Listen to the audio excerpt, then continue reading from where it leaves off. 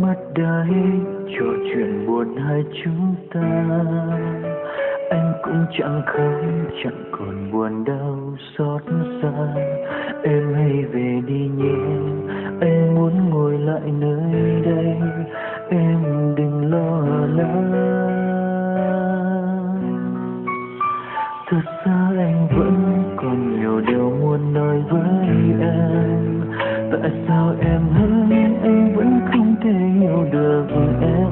Tại sao em muốn rời xa? Tại sao em lại dối anh? Anh không thể hiểu em. Em không cần trả lời đâu, nhưng trong tim anh hiểu được. Anh không thể nào mang đến cho em được một tương lai. Với em anh chỉ là một người em đã yêu. Anh cảm ơn về điều đó. Em hãy ra đi để có thể tìm một người tốt hơn. Em hãy quên đi những ngày em đã sống không được hạnh phúc. Nước mắt anh lại rơi vì anh thấy buồn vậy thôi, chứ không phải tại em.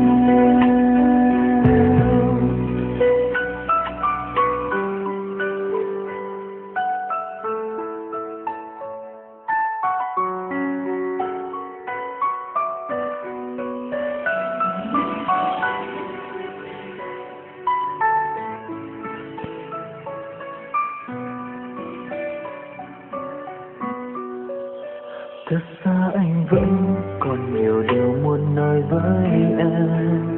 Tại sao em hỡi anh vẫn không thể hiểu được em? Tại sao em muốn rời xa? Tại sao em lại dối anh? Anh không thể hiểu em. Em không cần trả lời đâu, nhưng trong tim anh biết được. Anh không thể nào mang đến cho em được một tương lai. Với em anh chỉ là một người em đã yêu. Anh cảm ơn về điều đó. Em hãy ra đi để có thể tìm một người tốt hơn. Em hãy quên đi những ngày em đã sống không được hạnh phúc. Nước mắt anh lại rơi vì anh thấy buồn vậy thôi, chứ không phải tại em. Em hãy ra đi để có thể tìm một người tốt hơn. Em hãy quên đi những ngày em đã sống không được hạnh phúc. Nước mắt anh lại rơi vì anh thấy buồn vậy thôi, chứ không phải tại em. Nước mắt anh lại rơi vì anh thấy buồn vậy thôi,